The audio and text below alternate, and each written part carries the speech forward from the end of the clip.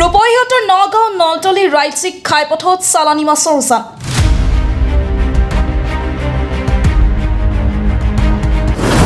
মাছ কঢ়িওৱা টাটা মেজিক বাহনৰ চকা ফুটি বাগৰি পৰে ৰাজ্যিক ঘাইপথত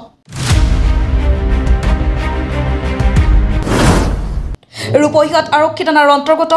শালপাৰাত এই ঘটনা নগাঁৱৰ পৰা তেজপুৰ অভিমুখী মাছ ভৰ্তি বাহনখন দুৰ্ঘটনাগ্ৰস্ত হোৱাত ৰাজপথত মাছৰ উজান দুৰ্ঘটনাত পতিত হোৱা বাহনখনৰ নম্বৰ হৈছে AS12CC 2910 লক্ষাধিক টকাৰ মাছ এইদৰে ৰাস্তাত পৰি থকা দেখি স্থানীয় ৰাইজে পথৰ পৰা উদ্ধাৰ কৰে মাছসমূহ সামান্য পৰিমাণে আঘাতপ্ৰাপ্ত হয় মাছ ভৰ্তি বাহনখনৰ চালক শালপাৰা বজাৰত ৰাতিপুৱা 7টাৰ সময়ত শালপাৰা বজাৰত মাছ বজাৰত মাছৰ গাড়ী এটা চালানী মাছৰ গাড়ী এটা গুৱাহাটীৰ পৰা আহি আছে চুলুঙলৈকে যাব তেজপুৰলৈকে এই অটোমেটিক গাড়ীটো পামচাৰ হৈ গাড়ীটো ইয়াত শালপাৰা বজাৰত এক্সিডেণ্ট হৈছে এক্সিডেণ্ট হোৱাৰ পিছত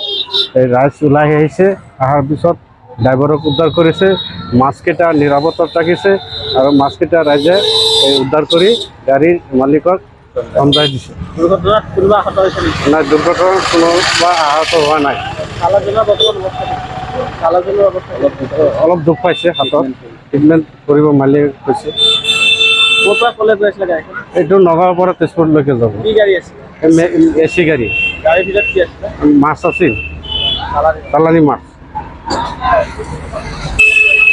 জুৰিয়াৰ পৰা নাছিমুদ্দিনৰ ৰিপৰ্ট এনি লাইভ খবৰ মানে এনি লাইভ 24/7 আৰু এনি লাইভ ডিজিটেল যিকোনো খবৰৰ বাবে যোগাযোগ কৰক 9387734920 আমাৰ এই নম্বৰত